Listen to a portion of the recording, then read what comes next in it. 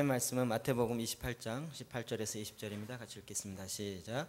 예수께서 나와 말씀하여 이르시되 하늘과 땅의 모든 권세를 내게 주셨으니 그러므로 너희는 가서 모든 민족을 제자로 삼아 아버지와 아들과 성령의 이름으로 세례를 베풀고 내가 너희에게 분부한 모든 것을 가르쳐 지키게 하라. 볼지어다 내가 세상 끝날까지 너희와 항상 함께 있으리라 하시니라. 아멘. 메시지 성경으로 19절 20절만 보겠습니다. 시작. 너희는 세상으로 두루 나가서 만나는 모든 사람마다 이 생명의 길로 훈련시키고 아버지와 아들과 성령의 이름으로 너희에게 세례를 주어 표를 삼아라. 그리고 내가 너희에게 명령한 모든 것을 삶으로 살아가도록 지켜라. 너희가 이 일을 하는 동안 이 세대가 끝날 때까지 날마다 하루도 빠짐없이 내가 너희와 아멘.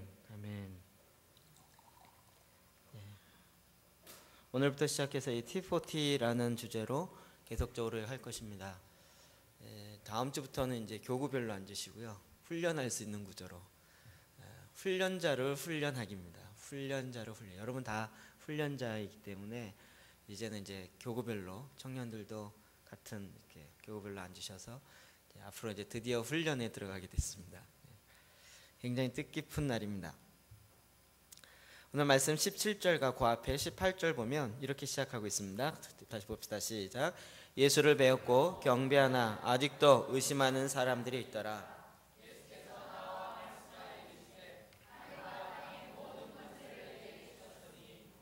아멘. 부활하신 예수님을 직접 본 사람들이 있습니다. 그럼에도 불구하고 아직도 의심하는 사람들이 있더라. 예수님이 부활한 걸 직접 봤는데도 의심하는 사람은 나옵니다. 요즘에 교회 다니면서 의심하는 사람이 나오는 건 당연합니다. 성경적입니다. 예수님의 부활을 직접 본 사람도 의심한 사람이 있었기 때문에 그러나 주님은 거기에 연연치 아니하고 하나님의 말씀으로 명령하셨습니다. 여기에 보면 18절에 예수께 나와 말씀하여 이르시되 하늘과 땅의 모든 권세를 내게 주셨으니 이제 예수님께서 하늘과 땅에 있는 모든 권세를 받았습니다. 전에는 하늘의 권세만 있으셨는데 이제는 땅의 권세까지도 다시 회복하셨습니다. 땅의 권세는 죽음, 죄로 말미암은 죽음의 권세는 사탄이 갖고 있었습니다. 그런데 이제 예수님께서 죽은 자 가운데서 다시 부활하심으로 사망의 권세를 깨뜨리시고 이기셔서 하늘과 땅에 있는 모든 권세를 이제 주님이 갖고 계신 것입니다. 우리 권세 있는 자의 명령이 얼마나 소중한가를 알 수 있습니다. 권세 있는 것. 최후 결정권자가 누구냐? 중요한 거죠. 최후 결정. 저는 이제 몰랐었는데 건축하다 보니까 노가다판에서 제일 권력 있는 사람 누굴까요? 돈 주는 사람입니다. 옆에서 뭐라 해도요, 돈 주는 사람이 제일 권력 있습니다. 그러니까 이게 돈 주기 전에 뭐든지 이야기를 다 해놔야지 돈 주고 나서는 아무리 부탁해도 잘 안 됩니다. 제가 그걸 몰라갖고 처음에는 돈을 너무 잘 줘갖고요. 건축할 때 조금 애로사항이 있었습니다. 노가다판의 이 원리가 다르다는 걸 몰랐었어요. 돈 주기 전에는 공사를 이렇게 해놓고도 이거 틀렸습니다. 다시 하세요. 그러면 다시 할 수밖에 없어요. 다시 안 하면 한 것조차도 못 받으니까. 그냥 최후 결정권. 지금 예수님께서 그 이야기를 하시는, 내가 이제 하늘과 땅에 있는 모든 권세는 이제 내 손에 들어와 있다. 이제 최후의 사령관으로 최고의 결정자로서 이제 내가 너에게 명한다라고 말씀하시는 것입니다. 드디어 우리의 이 대계명, 대위임 명령에 이르렀습니다. 요한복음 14장 15절 시작. 너희가 나를 사랑하면 나의 계명을 지키리라. 아멘. 주님을 사랑하는 것과 주의 계명을 지키는 것이 같이 연결되어 있습니다. 우리는 주님을 사랑하는 것 없이 계명 지키려고 많이 했습니다. 주님을 사랑하는 것 없이 주의 명령을 지키려고 하니까 그게 나에게 부담이고 기쁨이 아니고 늘 인상이었고 마치가 못하면 지옥 갈 것 같으니까 그런 것 때문에 또 사람 눈이 좀 무서워서 이렇게 하는 경우가 많습니다. 그 모든 것들은 잘못되어진 동기에서 시작합니다. 바른 동기는 뭐냐면 사랑함으로 주의 계명을 지키는 것입니다. 이 순서가 바뀌면 안 됩니다. 성경은 이 순서 하나하나가 정말 소중합니다. 정말 주님을 사랑하십니까? 김영희 성교사님 이야기하시는 거, 주님을 사랑하시는 분은 아멘 하십시오. 주님을 사랑하십니까? 저희가 이 교회를 이렇게 해오면서도 굉장히 모험적으로 지금 시도를 하고 있는 것들이 많이 있는데 그 중에 바로 주님을 사랑하는, 그래서 말씀을 통하여, 말씀 기도를 통하여 먼저 주님을 만나고 내 안에 그 사랑으로 채워지는 것, 이것이 먼저입니다. 이것이 되어지지 않은 상태에서 하게 되어지면 정말 생명력, 가장 중요한 본질이 흘러가지 않기 때문에 그렇습니다. 초대교회에 보면 이것을 알 수 있습니다. 사도행전 2장 37절 38절 시작. 그들이 이 말을 듣고 마음에 찔려 베드로와 다른 사도들에게 물어 이르되 형제들아 우리가 어찌할꼬 하거늘 베드로가 이르되 너희가 회개하여 각각 예수 그리스도의 이름으로 세례를 받고 죄사함을 받으라. 그리하면 성령의 선물을 받으리니. 아멘. 베드로가 오순절날 성령이 120명 모두에게 임하여서 그들이 아침 9시부터 방언하기 시작했습니다. 그럴 때 지나가던 사람이 낫술에 취했다고 이야기하고 거기에 대해서 베드로가 즉흥 설교로 하기 시작합니다. 그러나 그 즉흥 설교는 구약을 완전히 관통하는 내용이었습니다. 그리고 막판에 강력한 도전하죠. 니들이 못 박은 예수 그리스도가 하나님께서 주와 그리스도가 되게 하셨다. 정말 담대한 것 같아요. 여러분들이 이렇게 안 하고요, 너희들이 못 박은. 왜냐하면 그렇게 전하는 그 광장이 바로 예수를 십자가에 못 박으시오라고 외쳤던 그 광장, 똑같은 장소이고 바로 그렇게 외쳤던 사람들에게 또 이야기하는 거예요. 성경이 이런 게 굉장히 많습니다. 솔로몬 성전을 지을 때 번제단을 짓잖아요. 그 번제단이 어디 위에 놓아지는지 아십니까? 번제단. 제가 이번에 준비하면서 야, 이게 정말 기가 막히다. 아브라함이 모리아산에서 이삭을 바치던 그 바위 있죠. 그 바위 위에 예루살렘 번제단이 놓입니다. 장소가 똑같습니다. 전혀 감동 안 하시는군요. 예루살렘 성전이 지어지기 건 천여 년 전에 아브라함에게 이야기해서 3일 길을 가게 하고 그리고 내가 한 지정한 그곳에 가서 아들을 바치라고 했는데 그 바위, 그 모리아산에 있는 그 바위 위에 솔로몬 성전이 지어지게 되어지고 그리고 그 바위 위에 번제단이 놓여지게 됩니다. 주님이 이렇게 장소까지도 정확하게 계속 반복되게 합니다. 너희가 십자가에 못 박으라고 외쳤던 그 예수를 하나님은 로드, 주와 메시아, 그리스도가 되게 하셨다 라고 말했습니다. 얼마나 도전이 됩니까? 잘못하면 돌맞기 딱 좋은 이야기입니다. 그런데 뭐라 그래요? 오히려 이들이 마음에 찔림을 받아요. 그게 맞거든요. 자기가 예수가 아니라 살인자 바라바를 원했고 오히려 자기의 손을 들면서 예수를 못 박으라고 얘기했던 바로 그 사람들입니다. 그들이 와서 마음에 찔려서 베드로와 다른 사도들에게 물어 이르되 형제 우리가 어찌할꼬?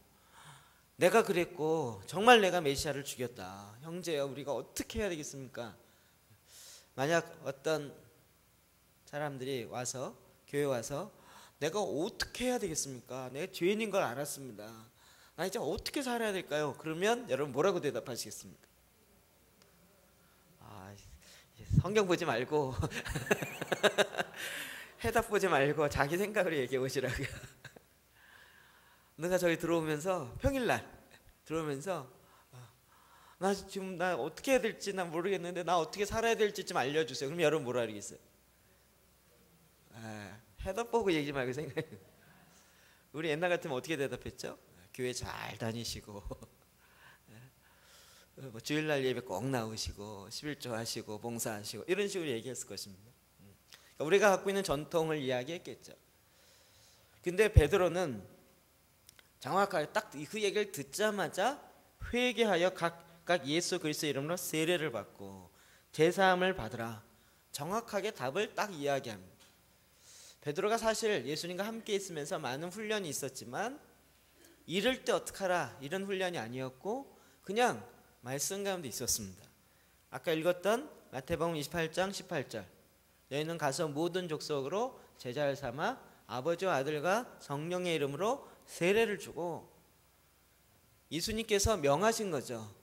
너희가 모든 민족으로 제자를 삼아 세례를 주면서 가르쳐 지키게 해라.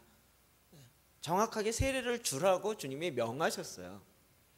그러니까 베드로도 딱 그런 상황이 되니까 예수님이 명하신 거를 아니 최고의 사령관이 명령했으니까 그대로 지켜야죠. 그걸 내 마음대로 바꿀 수 있는 게 아니죠. 똑같이 이야기하는 거예요. 세례를 받고 죄사함을 얻는 세례를 받고 그리고 죄사함을 받아서 성령을 받으라 라고 이야기합니다. 여러분 41절 초대교회 41절 42절 다시 봅시다. 시작. 그 말을 받은 사람들은 세례를 받음에 이날엔 신도의 수가 3,000이나 더하더라. 그들이 사도의 가르침을 받아 서로 교제하고 떡을 떼며 오로지 기도를 힘쓰니라. 아멘. 저는 이 말씀을 전에는 마태복음 28장과 연결해서 보지 않았습니다.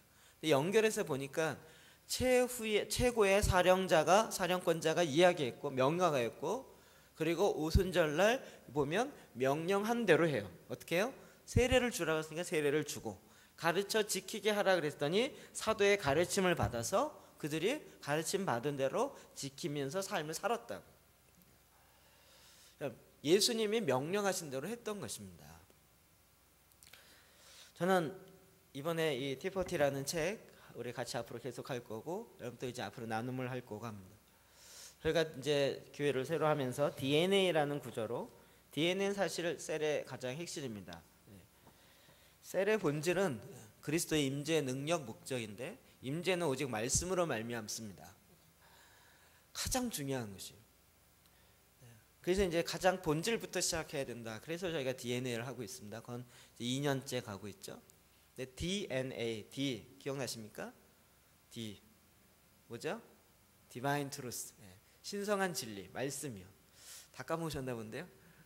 DNA를 하시면서도 DNA가 뭔지 모르시나요? N은 Nurturing Relationship, 양육적 관계. 그다음 A가 Apostle Mission, 보냄받은 자로서의 사명. 그래서 우리가 DNA를 하고 있습니다.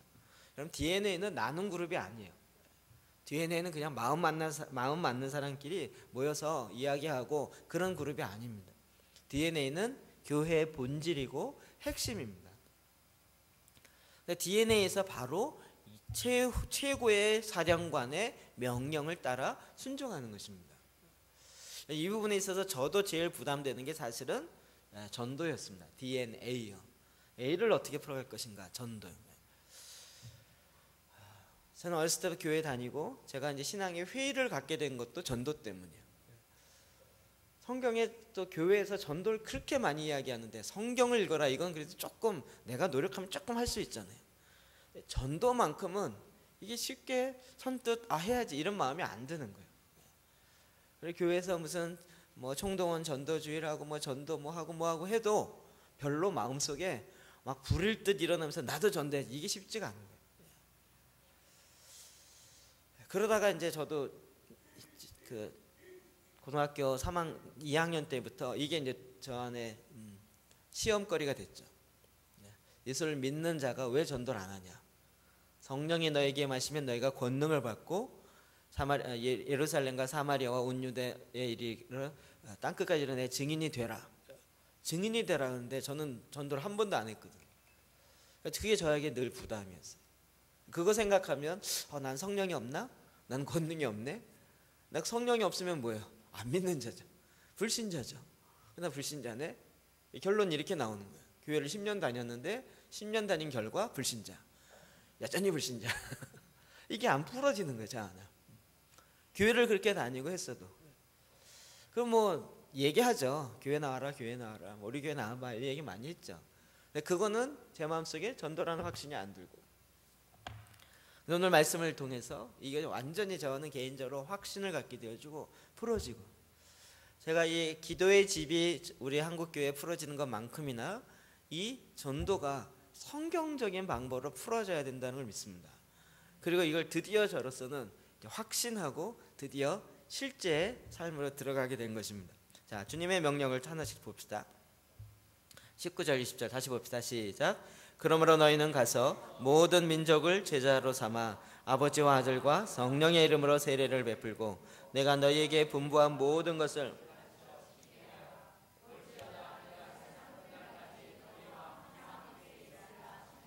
아멘.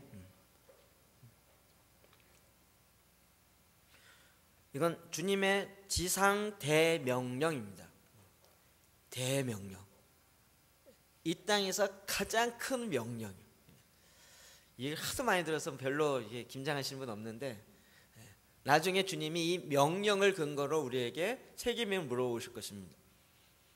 내가 너에게 명하였다. 우리의 대장 되신 예수님, 우리에게 대장이 명령하셨습니다. 예수님 우리의 대장인 거 기쁘시죠? 즐거우시죠? 대장님이 늘 먹을 것만 주는 것 같으신가요? 대장이니까 명령 내리는 거 당연하죠. 돌격 앞으로 라고 명령을 내린단 말이에요. 주님이 명령하셨습니다. 이 명령은 지켜도 되고 안 지켜도 되는 명령이 아닙니다. 우리가 선택하라 한 것이 아니고 이건 반드시 안 하면 안 되는, 반드시 해야 되는 것입니다. 첫 번째 명령은 뭐냐면 너희는 가서, 너희는 가서. 그러므로 너희는 가서. 주님이 우리에게 명령하신 첫 번째로는 가라는 것입니다. 제가 전도를 생각할 때마다 우리 계속적으로 생각했던 것은 어떻게 하면 교회에 데려오는가, 어떻게 하면 데려오는가. 이 교회에 데려온다는 게 쉬운 일이 아니고 이걸 하려고 하다 보면 꼭 뭔가 세일즈하는 마음이 들어요. 얘를 잘 꼬셔갖고, 전문 용어로 꼬실라제이션 해가지고 설득해서 그래서 교회에 앉히는, 이게 전도라는 거예요. 이게 참 쉽지가 않은 거예요. 게다가 이제 교회에 대한 마음의 확신이나 자신이 없으면 예배 시간에 나도 지겨운데 저 순박한 애를 또 꼬셔갖고 얘도 지겹게 만들 생각하니까 나도 교회 가도 즐겁지 않고, 나도 교회 안에 내 안에 샘이 터지거나 기쁜 게 없는데, 그런데 다른 애를 또 그걸 데리고 가고 안 데리고 막 지옥 갈 것 같으니까 이걸 하기도 그렇고 안 하기도 그렇고 내 마음에 굉장히 부담이 되는 거예요. 한국교회 이제 중앙교회에서 이 총동원 전도주의라는 것을 가지고 그 나겸일 목사님이 센세이션을 일으키면서 교회가 부흥했습니다. 엄청 부흥했죠. 그 뒷얘기가 요즘은 참 서글프게 들리지만 거의 강제 은퇴하셨잖아요. 어쨌든 그래갖고 막 정말 제가 많이 비판하는 내용 중에 상당히 그 교회 이야기가 들어있어요.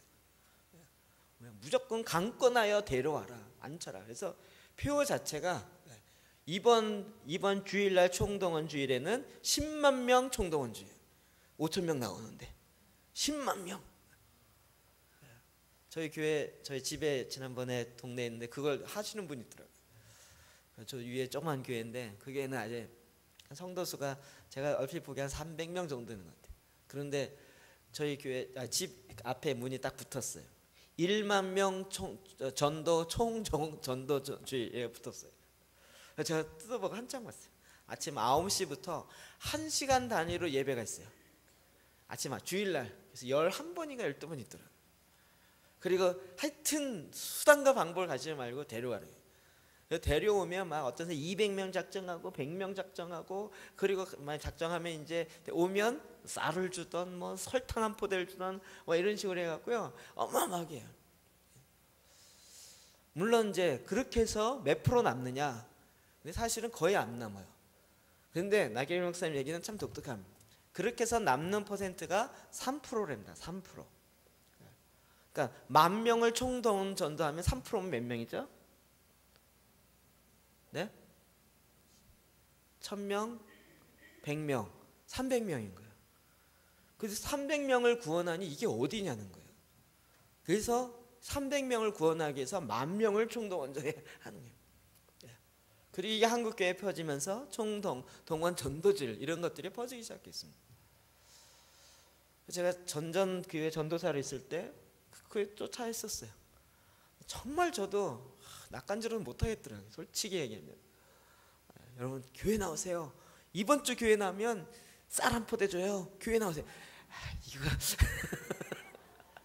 하고 싶지도 않고 이게 무슨 셀주냐 뭐 이런 생각이 들고 막 기분도 나쁘고, 그리고 이렇게 하면 사람들이 오 그래 이런 게 아니라 위아래를 훑어보면서 누구 쌀 없어서 사는 줄 알아 이런 식으로 이렇게 쳐다보고 막 기분 나쁘고 막, 그럼 막 그거 한다고 막 행진하고 돌고 막 제 마음속에 늘 없었어요. 기쁨이 없었어요. 전도도 성경에 말하는 주님의 방법이 있는데 과연 그게 뭘까라는 부분에서 여러 가지로 고민하는데, 드디어 전에 한번 이 부분 이야기됐던 부분이지만 드디어 하나님 말씀이 제가 마음에 확정을 갖게 됐어요. 주님의 명령입니다. 뭐라고요? 너희는 가라고요. 데려오는 게 전도가 아니고 1차적으로 가야 전도의 핵심이 이루어집니다. 데려올 생각하지 마십시오.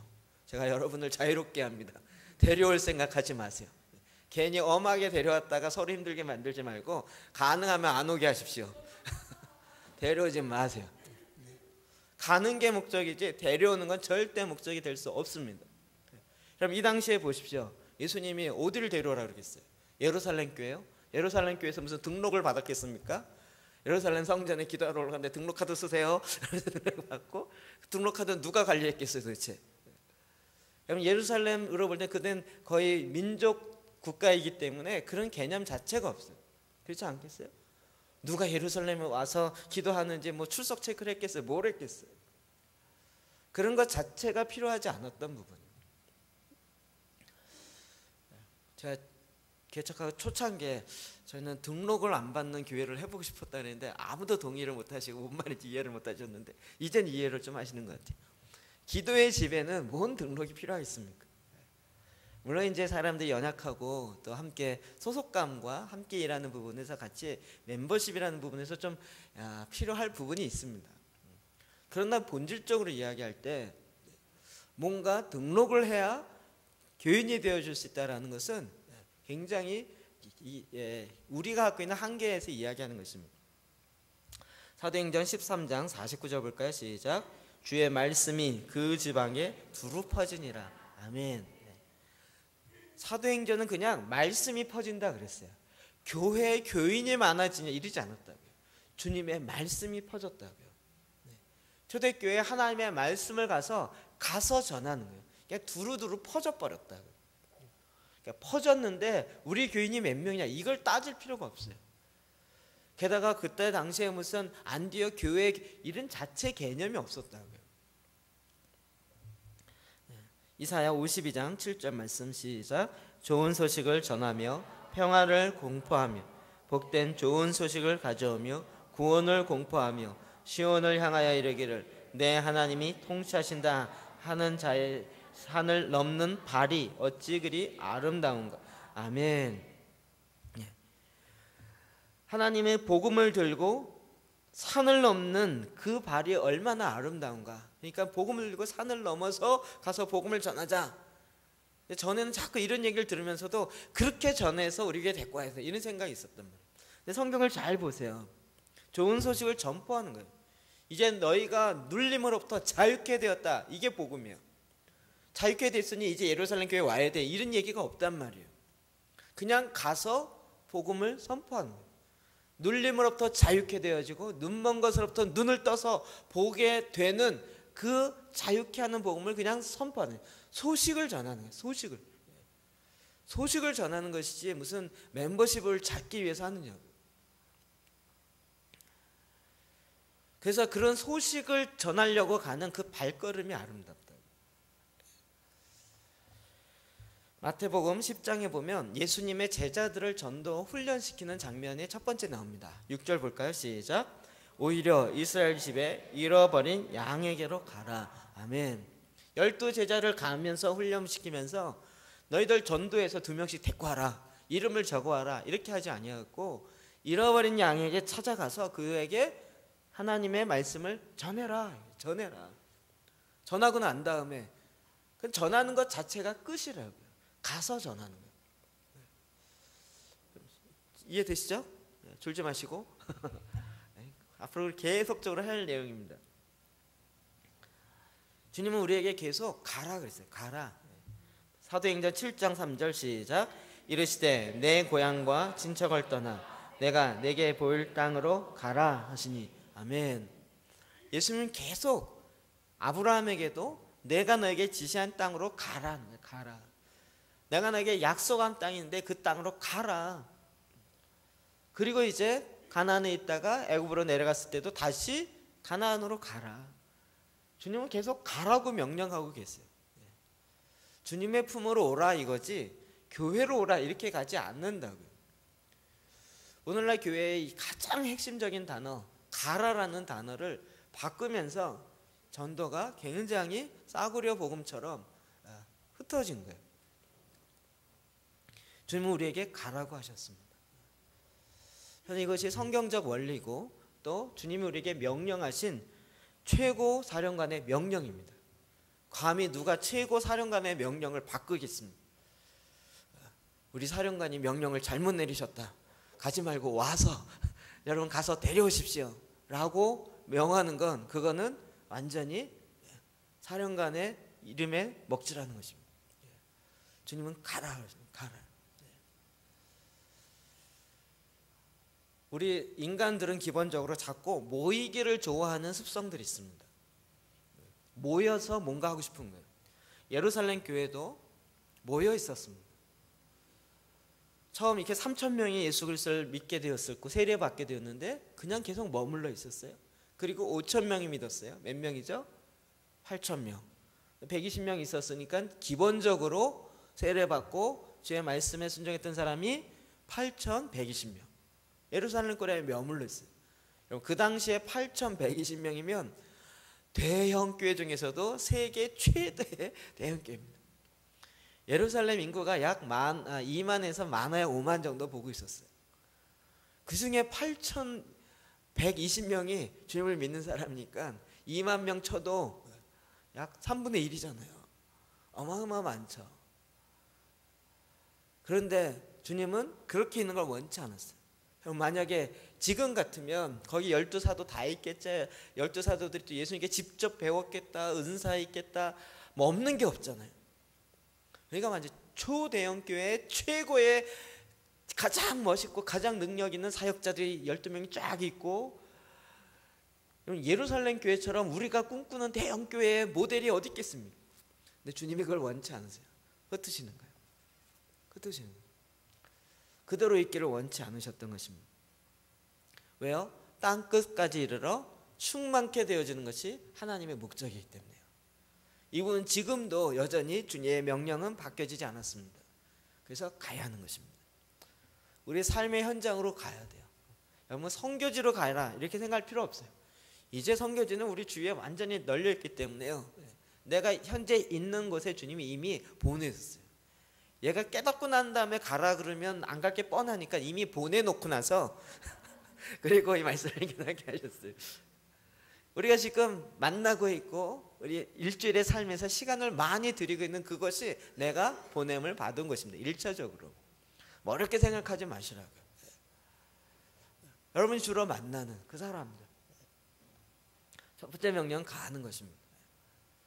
여러분 꼭 가셔야 합니다. 이제 내가 이거를 여러분 교고로 해서 여러분 어디를 갈 건가를 받을 겁니다. 이제부터는 강한 훈련으로 들어가기로 할 것입니다. 받을 거예요. 안 적어놓으면 제가 닥달을 해서도 적어냅니다. 제 이름, 제 별명 아시죠? 제가 끈질기게 합니다. 그리고 앞으로 이 주제의 설교를 적어도 계속 할 거기 때문에, 그리고 열매가 나올 때까지 20주건 50주건 할 거니까 여러분이 교회를 아예 옮기시든지 하시든지 둘 중에 하나 외에는 불가능할 겁니다. 이 주의 명령이기 때문에. 주의 명령이요. 두 번째로는 주님께서 모든 민족에게 그랬어요. 모든 민족을 제자로 삼으라는 것이. 베드로서 3장 9절 말씀 봅시다. 시작. 오직 너희를 대하여 오래 참으사 아무도 멸망치 않고 다 회개하기에 이르기를 원하시느니라. 아멘. 주님이 모든 민족에게 가라. 이 얘기가 뭐냐면 모든 사람에게 다 복음이 전해져야 된다고. 내가 마음에 맞는 사람에게만 아니라 그 지역에 있는 사람이 다 예수를 믿어야 된다는 것이 아니라 다 복음은 들어야 돼요. 그 사람들이 난 한 번도 못 들어봤어요 라고 변명하면 안 되잖아요. 그걸 우리에게 맡기셨기 때문에 우리의 책임은 그 사람이 믿느냐 안 믿느냐는 그 내 책임이 아니에요. 성경에 계속 그 얘기하고 있어요. 그 사람이 예수를 믿느냐 안 믿느냐 그 내 책임이 아니에요. 나는 그냥 전하는 책임만 있어요. 여러분, 예수님을 안 믿어도 상관없습니다. 내가 전했더니 몇 명이 주님을 믿고 눈물 콧물 흘리며 나왔다, 이런 거 별로 많지도 않을 뿐더러 거의 없을 거예요. 상관없어요. 주님은 그냥 모든 사람에게 전하는. 그러니까 내가 생각하기에 이 사람 믿을 것 같고 이 사람 안 믿을 것 같다, 그래서 내가 선별해갖고 내가 믿을 만한 사람에게 전하라, 이런 얘기가 아니에요. 그 지역에 있는 사람 다 한 번씩 들어야 돼요. 그래야 변명 못하게 다 들어야 돼요. 그러니까 오히려 약간 좀 이런 마음이 있어요. 내가 이렇게 마음에 안 드는 사람 있잖아요. 그런 사람은 확인 사살 하셔야 돼요. 예수 믿어. 그러니까 안 믿잖아. 잘됐다 잘됐다 이렇게. 그래서 전하긴 해야 돼. 내가 안 전했다가 이 사람이 멸망하면 책임이 나에게 있을 수 있거든요. 그러니까 일단은 책임은 넘겨놔야 돼. 전해. 약간 요나처럼 전해요. 믿으면, 회개하면 하나님 용서하실 겁니다. 이게 기쁨으로 니네 성에서 했겠어요? 회개 안 되지 말든지 뭐 이러면서 하지 않았겠어요? 니네가 바벨론 메대의 수도인데요. 자기를 침공했던 그 나라의 수도인데 그 나라가 하나님께 멸망받는 게 요나의 원함이었잖아요. 근데 하나님 거기 가서 외치라 그랬으니 오직 하고 싶겠어요? 어쩔 수 없이 갔잖아요. 제대로 제가 보기에 확신 있게 전하지 않았어요. 거의 들어가는 목소리를 했을 거예요. 회개 안 하면 40일 만에 명합니다. 멸망됩니다. 나는 그걸 원합니다. 이러면서 가지 않았겠어요? 그런데 그 얘기를 듣고 니느웨 성 사람들이 일주일 금식하며 회개했다고. 이런 놀라운 도시변은 없어요. 어쨌든 가야 돼요. 가야 돼요. 가서 모든 사람이 들을 수 있도록 전해야 돼요. 가장 큰 핵심입니다. 그럼 이게 어렵지 않습니다. 창세기 17장 5절 봅시다. 시작. 이제 후로는 내 이름을 아브라함이라 하지 아니하고 아브라함이라 하니. 아멘. 이제 후로는 내 이름을 아브라함. 아브라함 무슨 뜻이었죠? 존귀한 아버지. 아브라함은 열방의 아버지. 우리 언약의 하나님 할 때 했던 부분이죠. 하나님이 우리를 그냥 좋은 아버지, 괜찮은 아버지가 되는 것에 머물러 있지 않아요. 이름을 바꾼다는 얘기는 정체성을 바꾼다는 얘기예요. 뭘로 바꿔요? 열방의 아버지로 바꾸는 거예요. 저와 여러분이 왕 같은 제사장이라고 자꾸 노래하고 기뻐하고 찬양합니다. 왕이면 백성이 있어야 되잖아요. 나라도 없이 혼자 왕.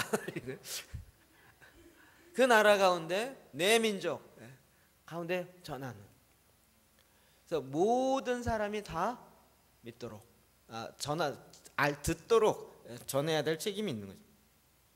주님이 한 사람을 택할 때 여러 민족의 아버지가 되게 하는 주님의 계획이 있습니다.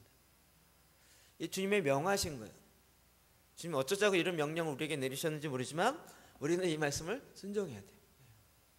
이런 얘기를 들을 때마다 김영희 선교사님이 저한테 생각나는데, 이 선교사 직업을 영원토록 해 드시려고 복음을 끝까지 안 전하고 우리 시대까지 다 전하면 끝나니까 우리 자손 세대도 또 복음을 전할 수 있는 기회를 주기 위해서 안 전하고 몇 명만 전하고 기다렸다가 자녀 세대에게 넘겨주려고 하는 그런 생각을 한다는 거예요. 그렇지 않다는 거예요.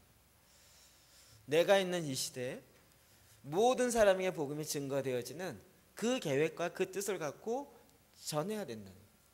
주님의 원하심이에요.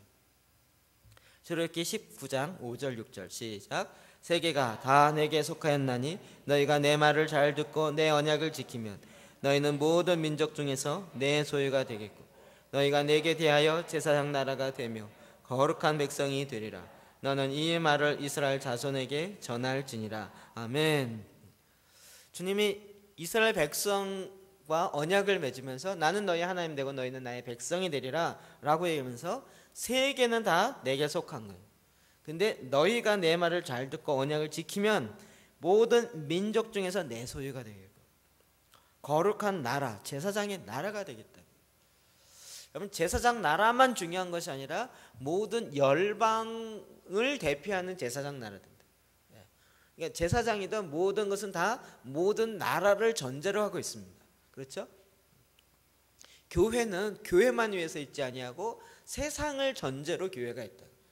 세상 없이 교회만 있으면 이건 의미가 아니에요.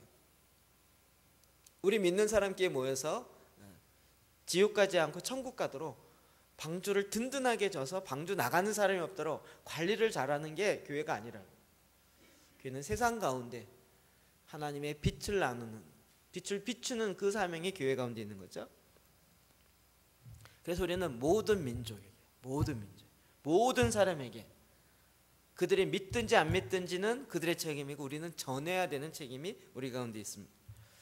역대상 16장 24절 시작. 그의 열광을 모든 민족 중에 그의 기이한 행적을 만민 중에 선포할지어다. 아멘. 그의 기이한 행적을 만민 중에 선포하라고. 그의 기이한 은혜의 이 복음의 역사를 만민 중에 선포하라고. 그럼 복음의 내용이 어렵습니까? 간단하잖아요. 아주 쉽잖아요. 근데 그것을 만민 가운데, 모든 민족들 가운데 선포하라고. 그들이 거절하는데 상관없어요. 그냥 선포하라고. 지금 이 명령 우리에게 주었어요. 어제 지난주에 금요일날 그 조다희 선교사님 나와서 메시지의 핵심이 이거잖아요. 아니 그 많은 땅덩어리에 그리스도의 몇 명인데 그거 보고 이미 풍성하게 되었다 얘기하는 거예요. 그럼 그 당시에 그리스도는 이게 대명령이기 때문에요, 그냥 기본적으로 지켜져 있는 거예요. 우리는 자꾸 그러려면 뭐 전도특공대 만들고 뭐 하고 뭐 이런데 그게 아니고요, 그리스도인 정체성 자체가 모든 민족에게 주님의 복음을 전하는 사명이 그냥 기본적으로 깔리는 거였다고요. 우리는 이 부분에 자꾸 교육을 받고 난 다음에 세가족은 안 되고 교육 받고 난 다음에 하세요. 그러다가 사명을 다 까먹어요. 제가 T40나 CPM이나 이런 내용들 보면 세가족이 아니고 복음을 전해서 예수 그리스도를 믿으면 믿는 즉시 다시 이 명령을 또 해요.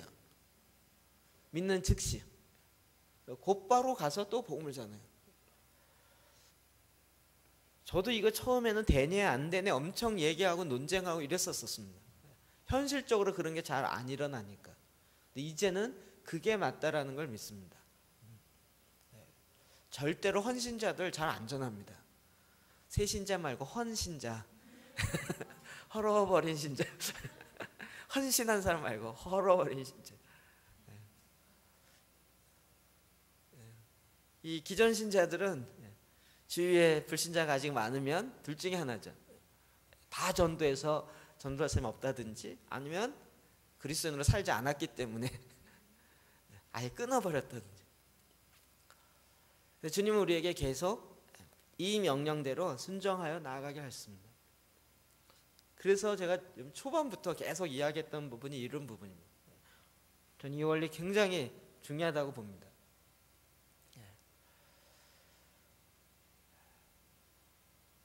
이번에 축구한 거는 선교적 차원에서 한 것이지만, 축구를 원하면 축구팀을 교회에서 만들지 마시고 조기 축구에 들어가서 거기 가서 복음을 전하고 아예 교회 자체를 조기 축구 교회 이런 걸 만드시라고요. 거기다가 축구장에 그렇게 하시라고요.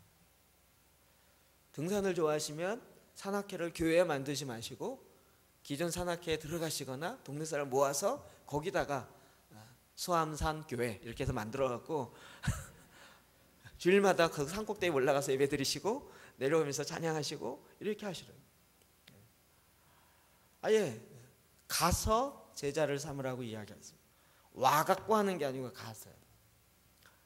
교회의 가장 본질은 만민이 기도하는 집이고 말씀과 기도로 거룩함으로 나가는 가장 중요한 핵심을 딱 잡아내는. 그럼 지성소와 성소 안에서 축구하는 거 보셨습니까?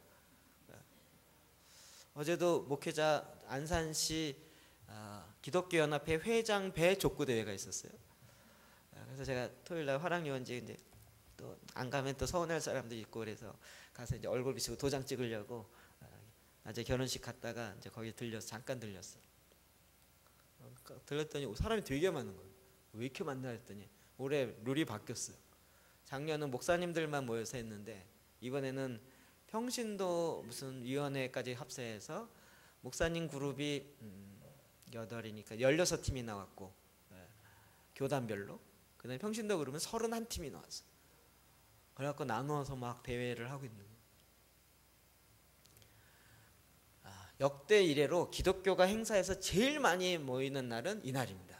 족구 대회 하는 날. 앞으로 더 커질 것 같아요. 갔더니 막 전에는 목사님들만 아는 사람인데 갑자기 막 아는 사람 몇 명 뛰어와요. 봤더니 족구에 사명을 갖고 밤마다 족구하시는 몇몇 집사님들이 아는 얼굴들이 오셔가지고 목사님 이제 왔냐는 둥 교회 왜 팀 안 데리고 왔냐는 둥 막 얘기를 해갖고 제가 그때 알았어요.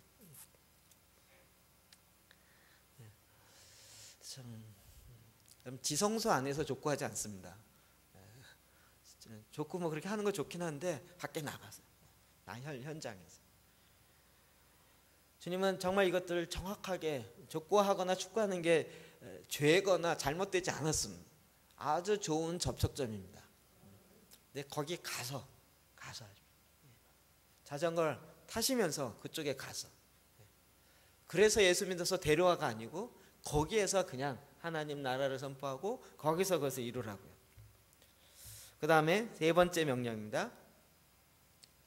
19절 20절 있는 것만 읽읍시다. 시작. 제자를 삼아 세례를 베풀고 내가 너에게 분부한 모든 것을 가르쳐 지키게 하라. 아멘. 명령의 핵심은 가르쳐 지키게 하는, 지키는 게 아니에요. 아까 메시지 성경에는 그들이 그의 삶을 살 수 있도록 가리키는 것의 목적이 아니고요, 그렇게 살 수 있게 하는 게 목적입니다. 그러니 초대교회 어떻게 했겠습니까? 3,000명의 사람이 예수를 믿고 세례를 받았어요. 그들이 계속 사도의 가르침을 받고 서로 모여서 떡을 떼고 기도하기에 전혀 힘썼습니다. 이게 어떻게 됐을까요?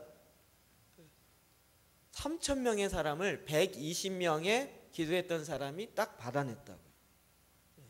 3,000 나누기 120 해보시겠어요? 몇 명이죠?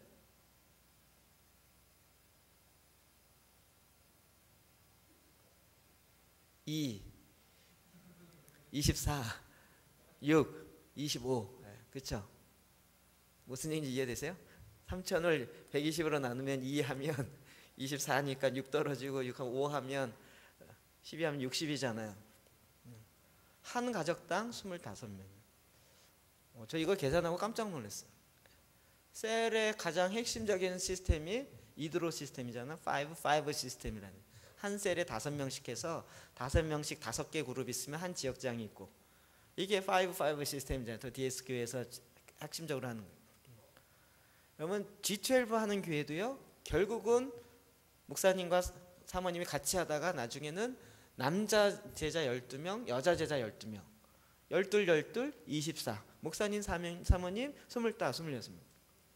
한 가정에 감당할 수 있는 사람이 25입니다.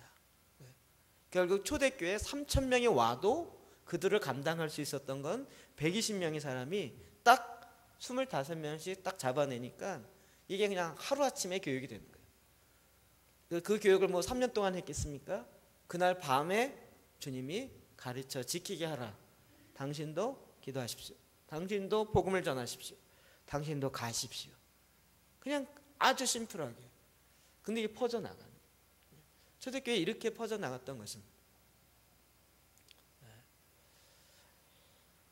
디모데후서 2장 2절 볼까요? 시작. 내게 들은 바를 충성된 사람들에게 부탁하라. 그들이 또 다른 사람들을 가르칠 수 있으리라. 아멘. 이 예수님의 전략이었고 또 바울의 전략이었습니다. 요한복음 17장에 보면 예수님께서 내가 너희를 위해서 기도하는 것은 너희를 위함이 아니요 너희의 말을 믿고 믿게 될 또 다른 사람을 위해서 구한다는 거예요. 제가 그게 예수님의 전략인 줄 알았어요. 저는 그 전략을 굉장히 좋아합니다. 하나님은 사람을 통해서 또 한 사람으로 나아가게 하는 거예요. 주님은 어떤 대중 매체를 통해서 일하지 않습니다. 주님은 한 사람을 통하여 또 한 사람 또 한 사람 이렇게 영적 4대가 이루어지길 원합니다. 사도행전 11장 26절 볼까요? 시작. 만남에 안디옥에 데리고 와서 둘이 교회에 1년간 모여 있어 큰 무리를 가르쳤고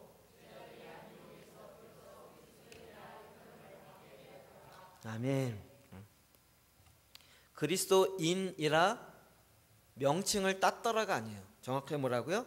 그리스도인이라 일컬음을 받게 되었더라. 나는 그리스도인입니다라고 얘기한 게 아니에요. 일컬음을 받았다는 얘기가 무슨 뜻이죠? 안 믿는 사람들이 얘네들은 예수쟁이야 이런 것처럼 얘네들은 그리스도인이야, 그리스도를 따라가는 사람들이야 라고 세상에서 얘기했다고. 나는 그리스도인입니다 외쳐갖고 된 게 아니라고요. 주님을 따르니까 무슨 일을 하더라도 주님은 어떻게 했을까? 주님은 이렇게 했겠지. 그러면서 주님을 계속 따른 거예요. 그러니까 아예 별명이 붙어버린 거예요. 주님을 따라가는 사람들. 우리랑 뭔가 달라. 세상과 뭔가 달라. 세상은 이게 돈 따져가면서 이게 이윤이 되냐 안 되냐 이러는데 여기는 이윤이 되냐 안 되냐를 따르지 않고 주님은 어떻게 했을까 그러면서 어떨 때 손해보는데도 그냥 해. 희한한 거예요. 삶의 원리가 다른. 왜 다른가 봤더니 예수님 그렇게 했을 거라는 거예요. 거룩한 소비를 한다더니 약간 이상한데 막 말을 붙이는 것 같은데 하늘 위에서 하늘 창고에 보화를 쌓는다는 둥 이래가면서 막 구제하고 뭐 자기의 물건을 나눠주고 그래요. 이생 사람은 막 쌓아놓기도 바쁜데 왜 그러냐 그랬더니 주님이 이렇게 하라 그랬고 주님이 이렇게 살았다는 거예요. 난 그렇게 산다는 거예요.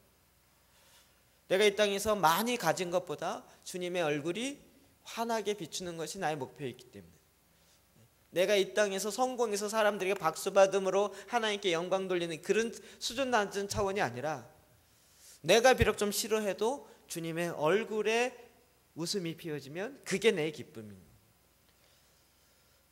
그래서 그걸 위해서 내 삶의 목적을 정하였고 그렇게 산다는 거예요. 삶의 원리가 달라버리는 거예요. 오늘날 이 시대에 삶의 원리가 다른 그런 그리스도인이 있냐고.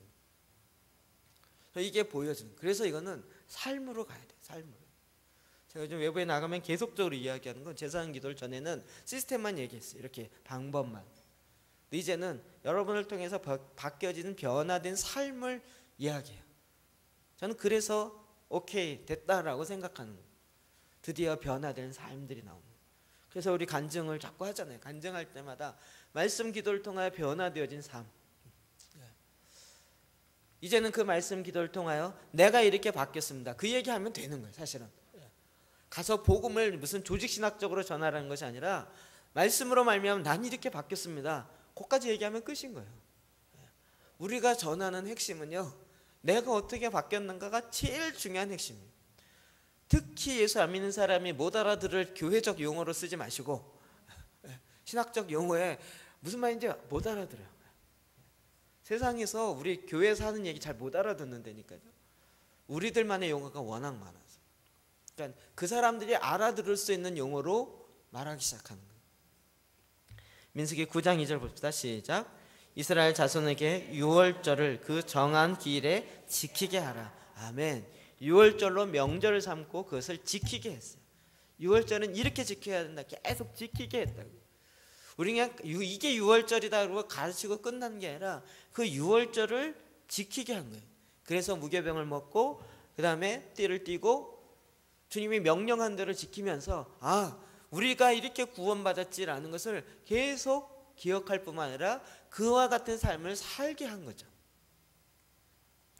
이제 저와 여러분이 이제 지리한 싸움이 또 다시 시작된 겁니다. 이제 제사장 기도는 어느 정도 되어가니까 퍼져가고요. 이제부터 D40의 싸움이 시작됐습니다. 여러분 가르쳐 지키게 하는 것이 저의 사명이고 저의 삶입니다. 저의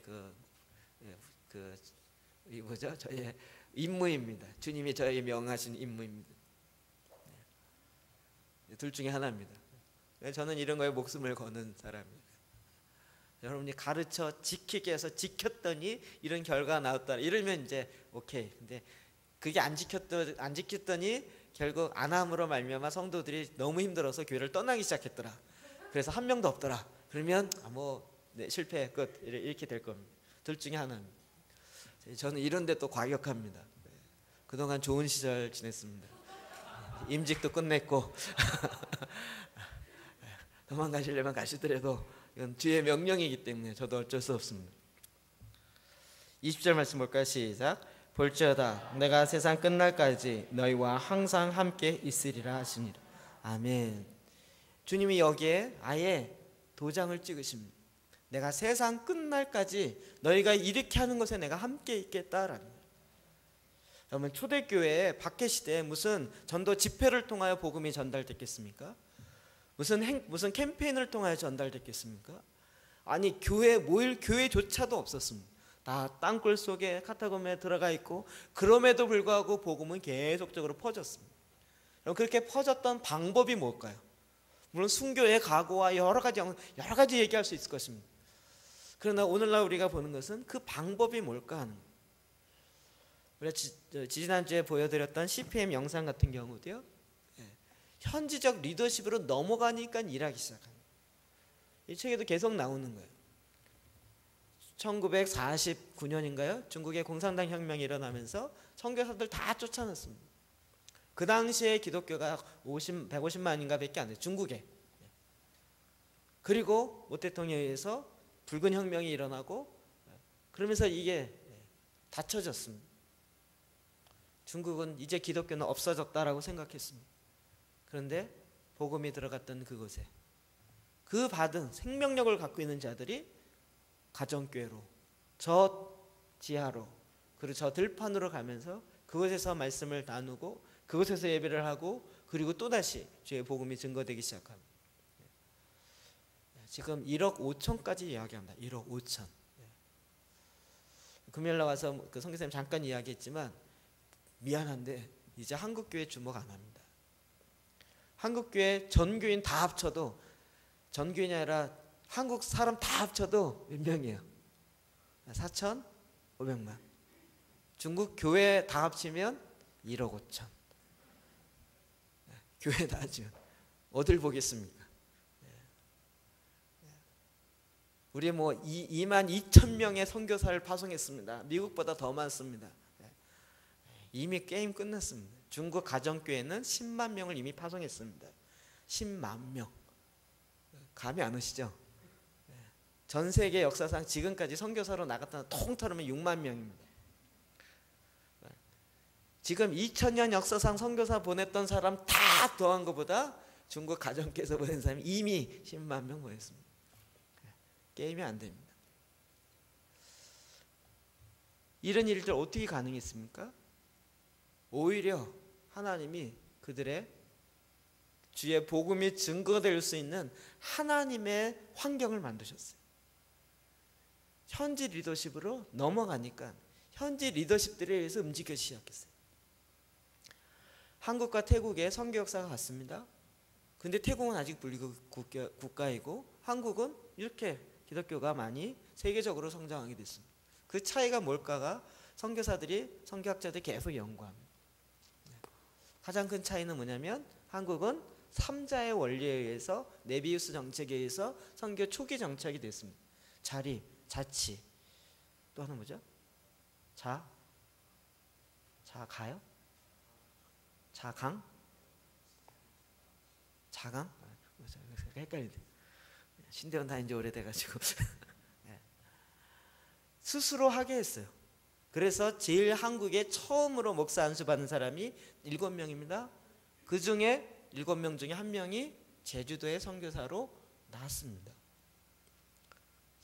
한국 초대 7명의 목사님 중에서 선교사가 벌써 나오기 시작했어. 7명 중에. 세계적으로 이런 유래를 찾아볼 수 있는 교회사가 없습니다.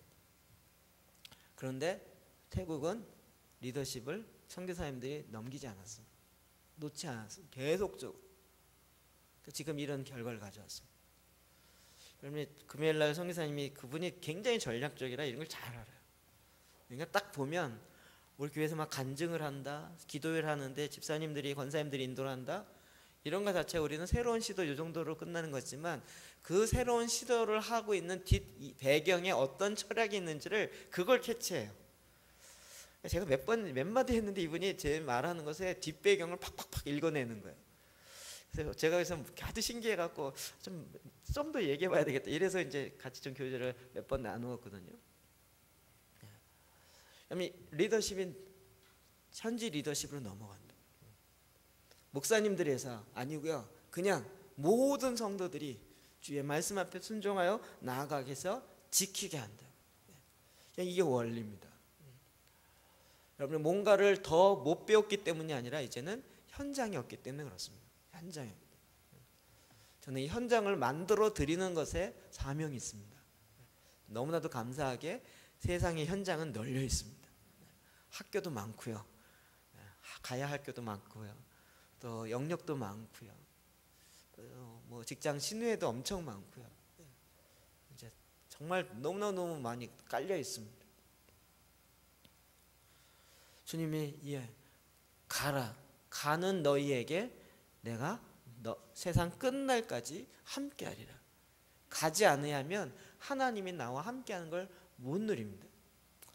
제가 사실은 이번 주 다음 주 계속 금요일날 외부 강사 오게 되는 결과가 됐기 때문에 약간 마음에 부담이 있었는데 하나님이 순간적으로 이제 드디어 주님이 우리에게 선교적 장의 문을 열어 가시는구나 라는 좀 그런 사인 같습니다.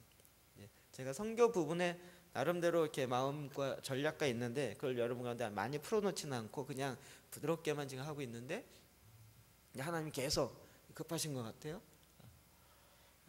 그래서 이제 지난 금요일날 성교사님 오셔서 선교적 도전을 굉장히 강하게 하시고 이번 금요일날도 또 이스라엘 기도의 집하는 성교사님 오셔서 또 지금 세계적인 흐름이 어떻게 가는지를 정확하게 이야기해 줄 것입니다.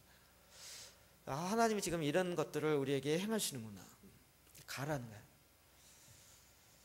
지난번에 왔던 넘치는 교회 그 아프리카나 영어 예배 드리는 그분이 한 주일날마다 한 30명 정도 예배 드리더라고요. 와서 이야기하면서 저보고 자기가 아는 그 지역에 방글라데시 목사님인 것 같아요. 제가 그분은 잘 알거든요. 몇 분에게 추천하고 그분이 이제 자기 자취방 같은 데서 방글라데시 사람들 모아놓고 예배를 드리는데 너무 힘들다는 거예요. 그 얘기를 제가 3번인가 들었어요. 다른 통을 통해서. 그러면서 넌듯이 이제 저희가 좀 후원했으면 좋겠다 이런 투로 이야기를 했습니다. 제가 그런 얘기가 나올 때마다 단칼에 자릅니다. 저는 그렇게 안 합니다. 그냥 10만 원, 20만 원씩 줘갖고 선교했다 이렇게 안 합니다. 사람과 사람이 연결되기를 원합니다. 아예 거기에 갈 수 있는 사람이 생길 때 연결해서 갈 겁니다.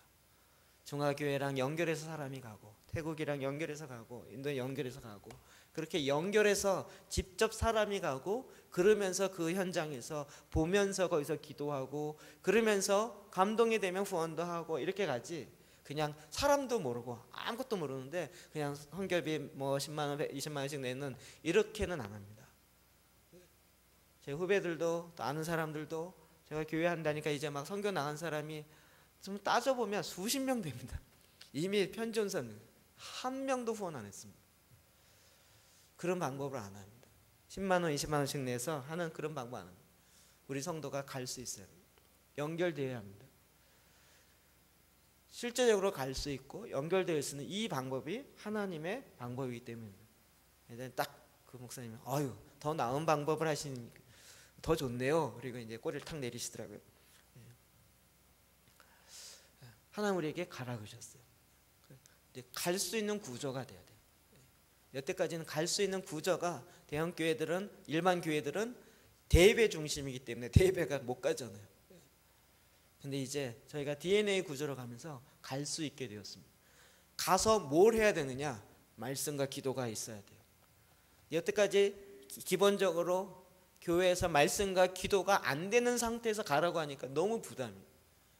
근데 저희가 제사기도 통해서 건 2년 동안 하면서 말씀과 기도가 드디어 우리 안에 샘솟듯 나기 시작하면서 어디 가라 그래도 가죠 뭐. 가서 거기서 말씀 기도하면 되죠. 라는 것이 여러분의 입술을 통해서 나오기 시작하는 걸 보면서 아 이제 하나님이 일하시는 때가 됐구나 라는 확신을 제가 갖게 되었습니다. 느헤미야 기도 지원을 하거나 이럴 때에도 뭐 가서 뭐 3시간 해야 됩니다. 2시간 해야 됩니다. 처음에 그런 얘기를 못 들었을 때는 남의 교회 가서 2시간 동안 무슨 기도를 하고 있어요? 이러면서 막 두려웠고 떨리고 했는데 이제는 뭐 시간만 맞으면 가시고 그런 거 어려워하지 않으시고 이렇게 하는 걸 보면서 아 드디어 우리에게도 주님이 생명력을 갖고 가게 하셨구나. 다시 이야기합니다. 데려오지 마십시오. 데려오려고 하지 마십시오. 그냥 가십시오. 가서 주의 하나님의 나라를 선포하십시오. 교리를 가리키지 마시고 하나님의 통치가 왔음을 이야기하십시오. 그리고 하나님 그 통치 안에 들어오라고 이야기해요. 그러려면 생명이 있어야 됩니다. 생명은 예수 그리스도이십니다. 그리스도를 통하여 생명 가운데 들어오게 되어지고 그리고 그리스도 주님을 따르는 그리스도인으로 삶을 살게 되는 것입니다. 가서 교리 전하지 않습니다. 이제 다음 주부터 여러분 이제 간증 훈련을 할 것입니다. 내가 예수를 어떻게 믿기 전에 어땠는지, 믿는 순간에 어땠는지, 믿고 난 다음에 어땠는지 이런 간증을 다 적게 할 것이고 여러분이 적은 것들 다 제가 받고 다시 피드백하고 그리고 여러분 적은 것끼리 2사람씩 짝져갖고 실습하고 연습하고 그러면서 이런 단어는 바꾸자 이렇게 바꾸자 세상적인 용어로 이렇게 바꾸자 다 점검하고 그렇게 해서 한 7주 정도 점검하고 난 다음에 그 다음에 드디어 오이코스를 이렇게 마련해서 한 사람씩 주의 성령의 인도하심 따라 나누기 시작할 겁니다. 그리고 갔다 와서 보고를 해봅시다. 어떤 보고가 일어나는지 저는 기대가 됩니다. 데려온 보고 아니고요. 가서 어떻게 하나님이 나를 인도하셨는지 지난 엊그제 선교사님이 이야기했던 그런 얘기가 수태 나올 것입니다. 왜요? 성령님이 기다리고 계시기 때문에. 여러분 얼굴이 굉장히 굳어지시는데 저는 신납니다. 드디어 우리가 드디어 할 수 있게 되었습니다. 하나님의 명령, 예수 그리스도의 지상 대명령입니다. 제가 이 명령 앞에 늘 부담이 있었는데 드디어 이것을 풀 수 있는 하나님의 그 검증될 뿐만 아니라 실제까지 있는 이런 것도 우리에게 허락하셨습니다. 얼마나 감사한지 모릅니다. 이제 세계를 향하여 달려갈 것입니다. 이것이 저는 주님의 다시 오심을 예배할 수 있는 좋은 도구로 주셨습니다. 마지막 때에 대추수가 이미 시작되었는데 대추수를 담아낼 수 있는 새 부대가 필요합니다. 그럼 지금 전통교회 구조 갖고는 대추수를 담아낼 수가 없어요. 8,000명 모이면 교회 또 짓자 이 얘기하지 그 문제가 그냥 교회 안 짓고도 해결되어질 수 있는 그런 구조나 훈련이나 준비 자체가 안 돼 있기 때문에 그렇습니다. 근데 하나님은 감사하게도요. 이와 같은 구조를 저희에게 저와 여러분 가운데 허락하신 것입니다. 그리고 드디어 하나님이 일하시는 것을 우리의 손끝에서 경험하는 그때가 온 것입니다. 주님의 명령 우리가 다시 한번 이제 마음에 새기고요. 내가 주님의 내 안에 행하신 일을 그냥 고백하는 간증하는 굉장히 이 방법 제일 쉽습니다. 그리고 저 정말 하고 싶습니다. 예수님의 사랑을 전하는 거예요. 믿으란 얘기가 아니고 예수님이 나를 이렇게 사랑하셔서 내게 변했어요. 그리고 끝이에요. 그리고 끝. 그리고 나도 변하고 싶어요. 그러면 예수 믿으시면 돼요. 이렇게 쉽게 아주 쉬워요. 이건 다음 주부터 계속 시리즈를 해서 어떻게 하는지 아주 쉬운 방법입니다. 알려드리고 또 우리 같이 한번 해보도록 합시다. 이 시간 좀 같이 기도할까요? 주님 우리에게 3가지를 명하셨습니다. 가라 모든 민족에게 그리고 가르쳐 지키게 하라. 주님이 3가지를 우리 가운데 허락하셨습니다. 명하셨습니다. 이 명령 앞에 우리가 정직하게 반응하면서 이 시간 같이 한 목소리로 기도합시다. 기도하겠습니다.